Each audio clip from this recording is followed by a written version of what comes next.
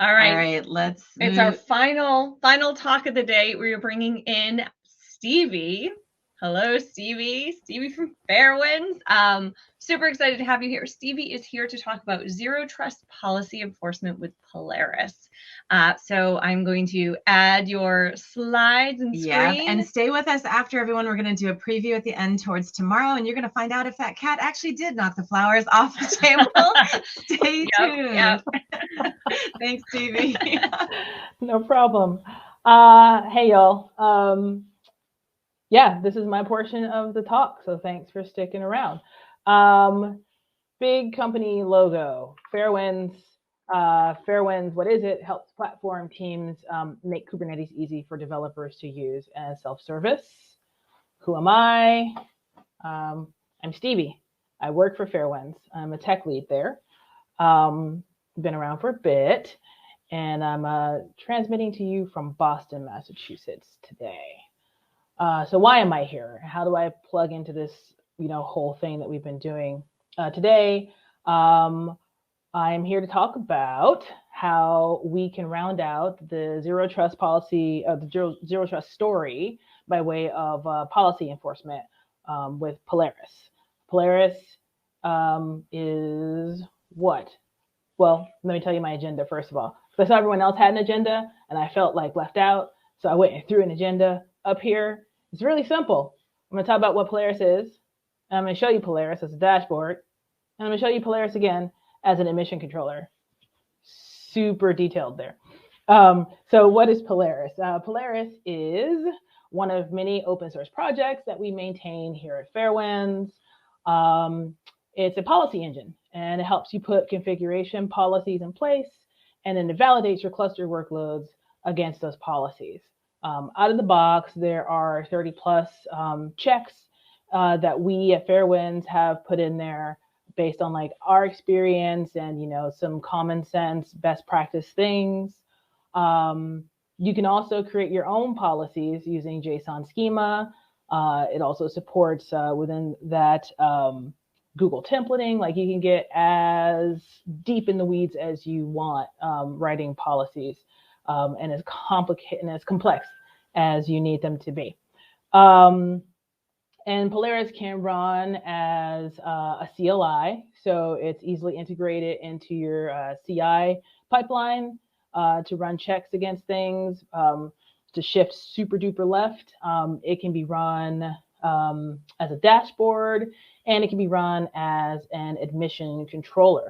So lots of ways to run it, and we're going to, or I, because I'm one person, I'm going to show you some of those ways to do that today.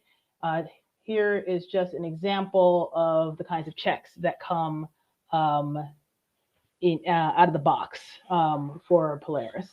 So, there's some basic things that are just, like I said, best practice stuff, like, make sure you have some readiness and liveness probes, make sure you set CPU requests and limits, memory requests and limits, that sort of thing. So I'm going to get to the demo portion of my little thing here. This is legit the first time I've really done like a super live demo. So I'm hoping the demo gods had a great lunch, got a lot of good sleep last night. And if anything goes wrong, I'm just going to shut my computer and run away. So just be prepared for that. All right, so the first thing we're going to do, so we've got this cluster. Let me actually connect to the proper cluster. So cube crash cluster, beautiful. Okay, so we've secured the front door with Emissary-ingress in this cluster. We've got a plan and some policies for how to secure communication between different workloads in the cluster using Linkerd and its CRDs, like servers and authorization policies and things like that. So probably one of the first things that we want to do once we've gotten it set up the way we want is to make sure that everything in our cluster now conforms to our configuration standards.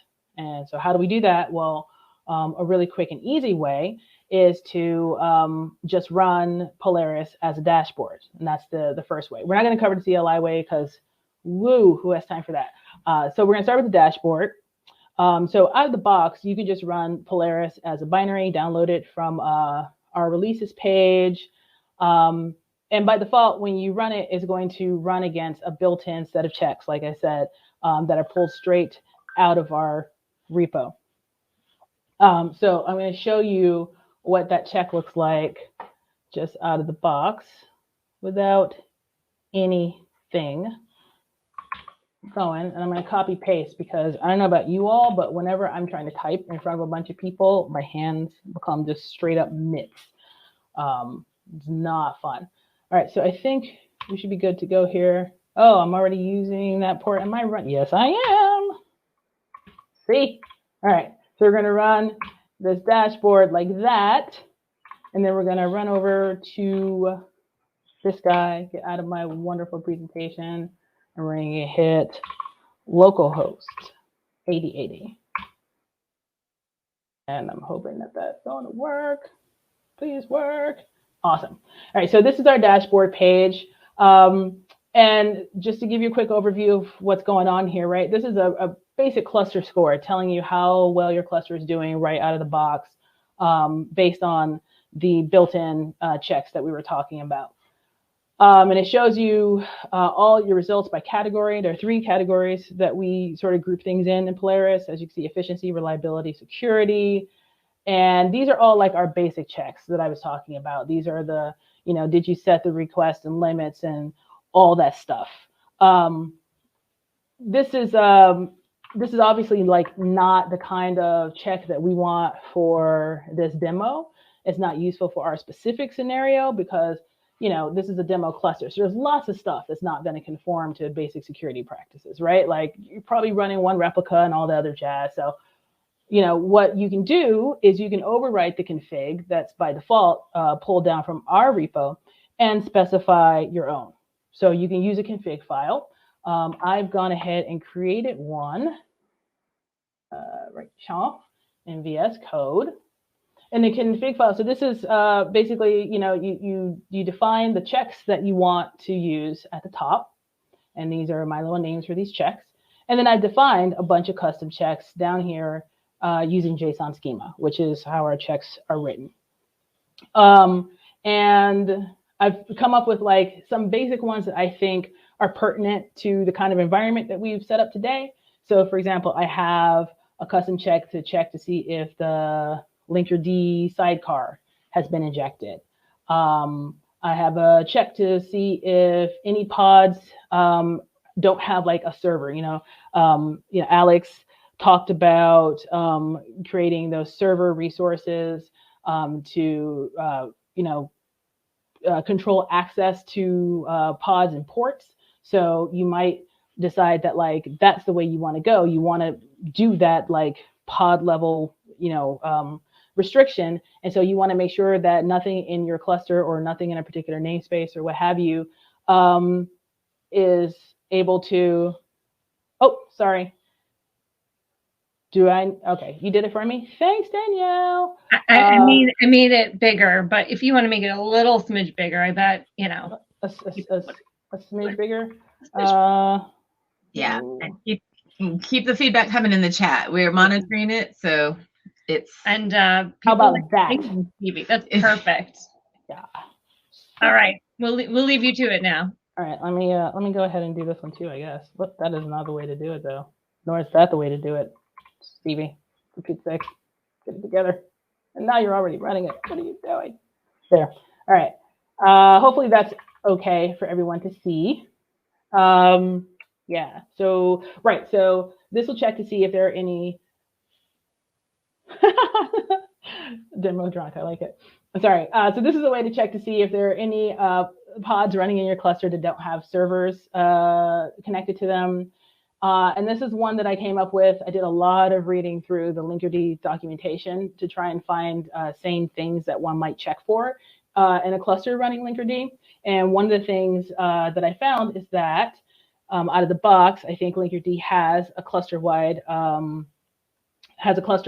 policy, but you can overwrite that policy. And I think Alex showed you setting like the cluster policy for the faces namespace. And, if you wanted to like do something like that and make sure that nobody deployed a workload that overrode those those policies using like annotations, you could have a check like this to just make sure that this property, this annotation doesn't exist. And if it did, you know, you're gonna be in trouble. Right, and so also you can exempt namespaces, right? So there are a bunch of namespaces you don't want to do checks for. You don't want to necessarily check for kube system or kube public and all those other sort of built-in namespaces. So within this config, you can also specify which namespaces you actually want to apply your checks to, right? So if you're one of those folks who runs a production environment that has a staging or development namespace in it, then you might want to add that to your exemptions down here so that you don't get a bunch of unnecessary alerts that you don't care about. So did I run this that way? So what I'm going to do is I'm going to rerun this guy. Yeah. But this time I'm going to pass in my file, which is config.yaml. So that's a new file. That's that new file I just showed you.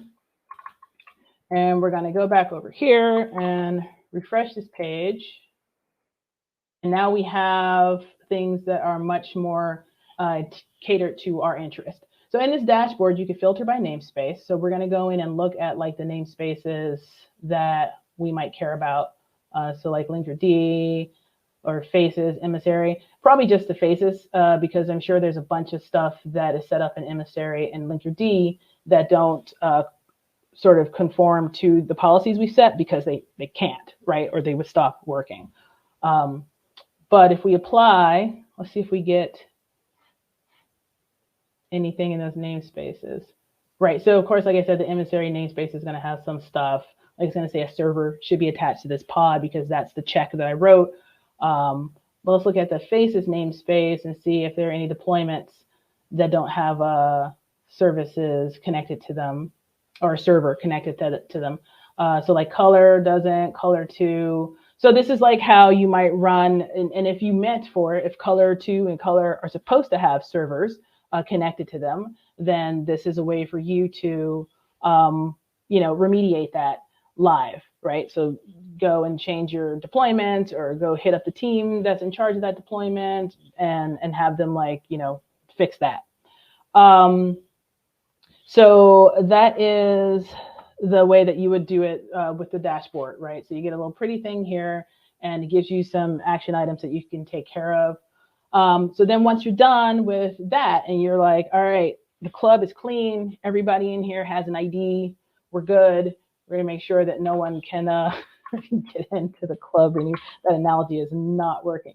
But once you cleaned up your cluster and you're like, things are the way I want them to be, policies are there, the things in the cluster adhere to my policies, I feel like I'm pretty good now.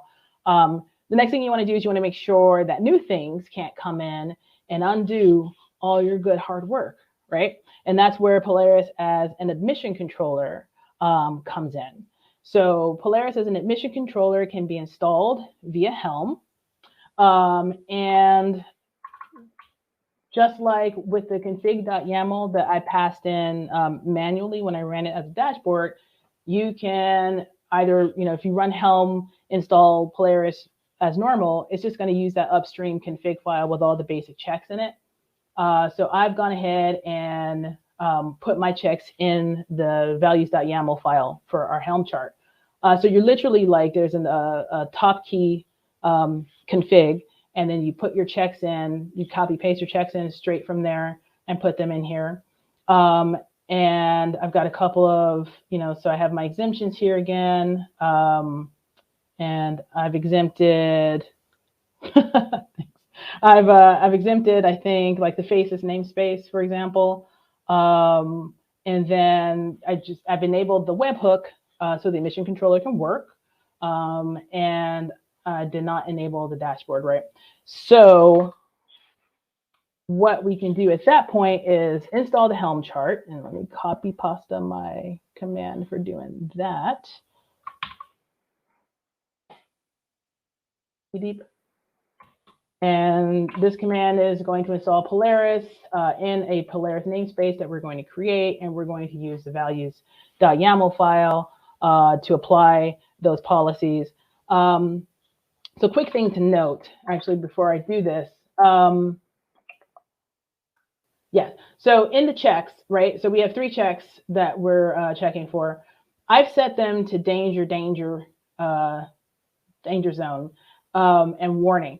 So essentially, if any of these checks are warning, the emission controller isn't going to reject them. It's not going to stop them. It's just going to like log it somewhere, right? In the Kubernetes events log, right? So you'll need to like set up some way, via, like Datadog logging or something like that to get those logs someplace so that you can get alerted from them. Also, we do have, so there's a product, Insights, that Fairwinds makes. We have a free tier of it, and you can plug, like, essentially enable Polaris inside Insights. And then those warnings will actually still emit like action items in a dashboard that you can look at. So you can set your emission controller to warning, and you'll still get like notification of it, or get a centralized place where you can see those action items, a lot like the dashboard that we showed.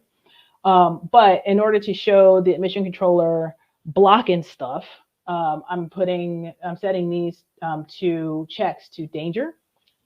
And we're going to do something live, super live, in that I am going to first install this friend. Now we're going to go into the Polaris namespace. Please tell me you installed, and then we're going to do a watch on you so I can make sure you run. There you go. Cool. So we have that, and if we look at the validating emission webhooks, you see that Polaris now has one right there. So I have an Nginx deployment here that is going to go in my demo namespace. I don't have a demo namespace, so I'm going to just create one real quick. I got to create a namespace called demo. All right. So I'm going to create a namespace demo, or demo name namespace. Demo was my name-o. I'm going to deploy this Nginx thing here. Nginx just because it's the simplest thing I could think of to deploy that didn't require a whole lot of other stuff. And I'm going to, you see right here, there are these 2 annotations, right? So I'm going to not inject Linkerd, so I'm going to make it not a part of the mesh. And I'm also going to use this default inbound policy that I talked about earlier that overwrites whatever the default policy for like the cluster and I think the namespace may be, right?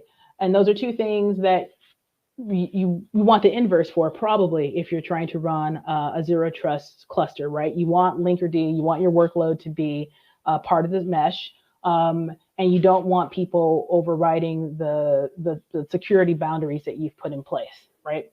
So if I, Stevie, in all my wisdom, come along and say, I want to deploy this deployment to this server, I don't care what those folks over in the platform team say. This is how I do it, right?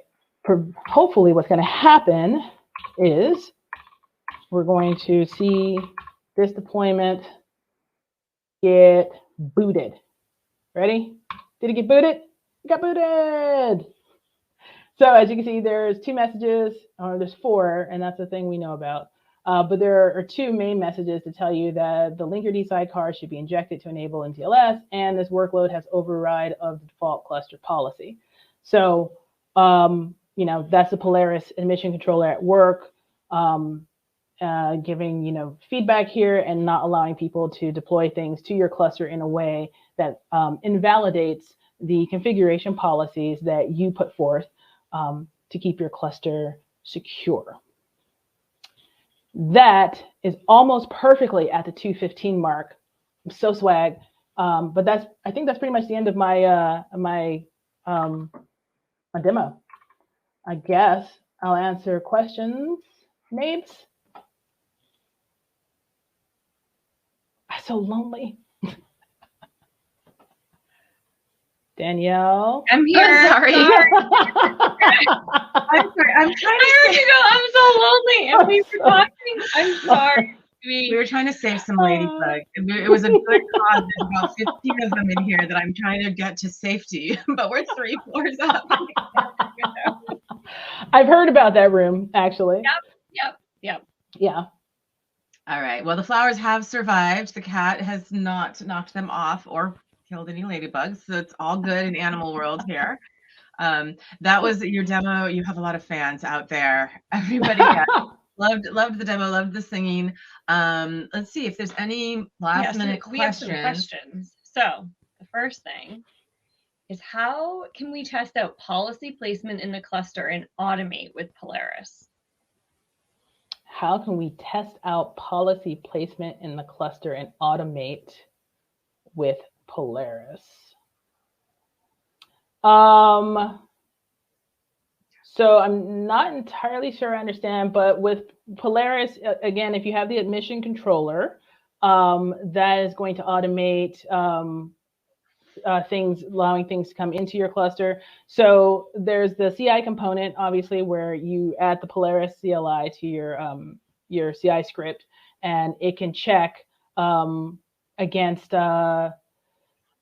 like your live cluster, and I think it can also check against a directory of files. So like if you do something like GitOps and you template out all of your manifest or something somewhere, you could point it at that directory and have it like go through and make sure right there that it complies to your configuration policies. That's the first part of automating, and then you can do things like set up actions in GitHub that will like report back, if something fails. There's obviously, like I said, the admission controller portion of it. And then there's the Insights, our Insights platform, which essentially can automate installing Polaris, or not automate, but can help you install Polaris across multiple clusters. And then you can get the information about what policies are failing across multiple clusters, and then allows you to create action items in there to assign those things to people so that you don't have to deal with them. You can also create some automation rules so that if there are policies that don't apply to certain workloads or whatever, you can have those just be skipped automatically. So I hope that is what you were asking. All right. Well, we'll find out. All right. So here's another question, which isn't necessarily Polaris, but just Kubernetes in general. So what is the use of an admission controller in Kubernetes?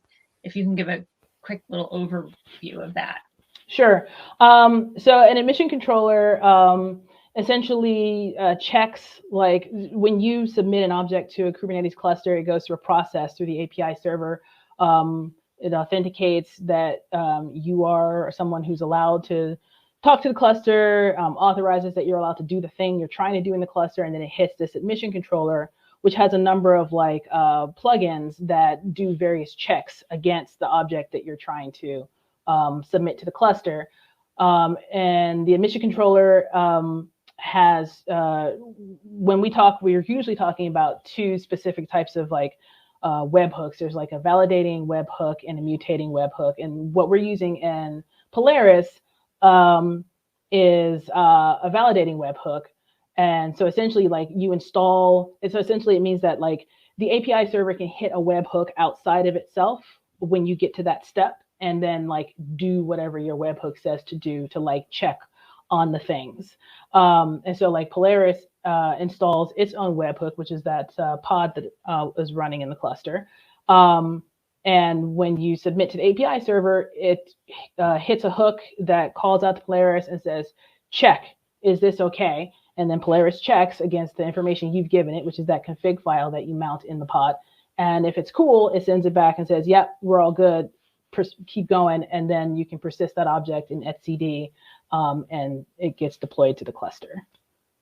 Awesome. Perfect. We have one more question for sure that we're going to get to, and that is, what's the difference between Polaris policy and OPA? Okay. That's a good question. Okay, so OPA, Open Policy Agent, first of all, is written in Rego, whereas Polaris policies are written in JSON Schema, which some people might find a little easier. I've done both. They're both hard to me. And And then, but I mean, I think that's the main difference. OPA does the same sort of thing where you define policy. And I think one of the differences with OPA is that it is a little more, it is a bit wider,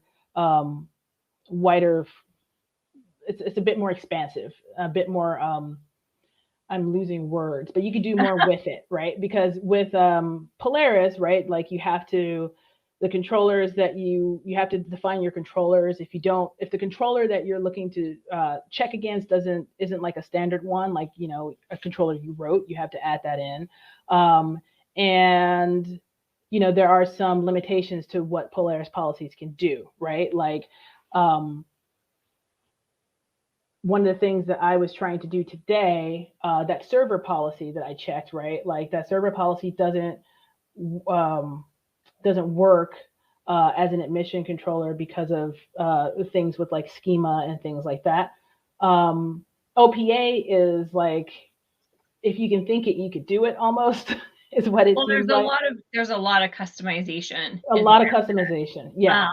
And I know you mentioned the Insights platform. This is an open source day. Absolutely. Insights is our commercial platform, but it does integrate Polaris and OPA in it. So if you are using OPA and you want to use it at scale, that's an option. Yeah. Yeah. Right. OPA does really cool things like if you want to make sure that people are creating namespaces with, or don't create namespaces with certain names in them or something like that, you know. It's really elastic. Mm-hmm. Okay, and we have actually a couple more questions that are kind of related, but I think so. How many policies already configured in Polaris? Are there already configured in the Polaris policy engine, and which language can we write these in? And is it similar to OPA? So yeah, it is similar to OPA. Again, a little more restrictive in terms of what you can target, but. Yeah, because Polaris is specifically a configuration policy. So it's specifically built for checking your cluster objects to make sure they conform to your configuration. Polaris checks, we have about 34, I think, currently. And we're always looking for people to, you know, it's open source, right? So if you write a check that you think other people would find useful, we're always looking for people to add to those checks because, you know, that's part of where they come from. And the checks are written using JSON Schema. You can do it like as YAML. You can also just copy paste like a full-on JSON Schema blob into the config.yaml file. Well, and if you are, for some people who are following NSA hardening guidelines, Polaris has built-in policies that map to that. So if that's something that your organization or you are following, like that's kind of something up there. So there are some more questions, Steve, if you want to hang around and answer them on the chat. Wait, can we do one more? I think it's going to be probably a quick answer. And I'll make sure Steve gets all the airtime that you deserve. So this one is, can we convert PSP to Polaris policy? The recommendation is to convert to PSA or OPA. Can we also choose Polaris policy as PSP replacement? That is a good question. Pod security policy. I'm trying to think. I'm not sure, to be really honest with you. I am trying to refresh my notes on PSP because I haven't looked at them in a long time. Well, and if that's a follow-up question, there is a Fairwinds Slack community channel with a Polaris project. So it has all of our open source projects in it. So you can check that out. Maybe that will give you some time, Stevie, one place. Yeah. I mean, essentially, if you can write it as a configuration aspect of your pod, then you could do it in Polaris. Okay. But actually, now that I think about it, I'm not sure that is a thing that you can actually do. Maybe we'll give you an easier one to end on. Right? Hopefully this is a softball. I mean, come on. Off the other after this one. Yes. Yeah. Yes, you can. Okay. Okay, Yay! awesome. But I have a question because I'm such a astronomy geek and all the star references, and I love how Fairwinds leans into it. So the name Polaris, where exactly are you going with that? So Stevie's so Lisa asked No this clue. to me, but I didn't have enough time to tell her in between the break. This is totally before Stevie and my time. Oh, okay. Yeah. So I think to your point, it's like the North Star. I don't know. The guiding light, the leading. I heard you mention Helm charts and all of the other like nautical references. So yes, maybe it's leading the sailors to safety. Or I'll have to find out more about it. And how can people find out more about it? Like, if it's an open source project, right? So if someone wants to join the community and get involved, what's the best way to do that? Honestly, you just go to our GitHub page, which Danielle, I don't know, maybe if you find it faster than me, can toss in the chat. But yeah, go to our GitHub page and by all means, go, open a PR. If, we have lots of issues, we're always trying to like get through.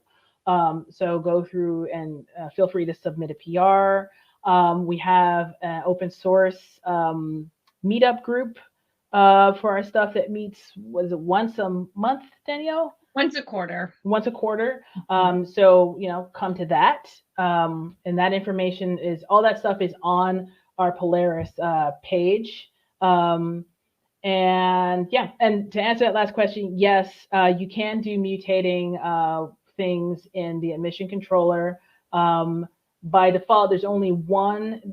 There are a couple of steps you have to take to enable it. You have to define it in the config.yaml and in the check itself and tell it which one, what you can mutate. And by default, I think the only one that we enable is, I think one for like resources maybe, or something like that. We only enable one because whenever you start mutating things, you want to be very careful. So there's only one that's fairly low risk that we've automated or that we've enabled. Awesome. Well, and I just want to thank all of our community people, because Flynn from Buoyant just messaged and said, Polaris historically has been used as a guiding star for sailors for centuries. I always assume that was the reference. So yes, Flynn, that is the reference. That was my assumption as well. So I'm glad Flynn and I are on the same wavelength. All right. Thank Perfect. you, Stevie. Thank you, Stevie. Really appreciate it. And you got a lot of accolades in the chat. So you can go read those. Feel affirmed. That was a great presentation. Thank you.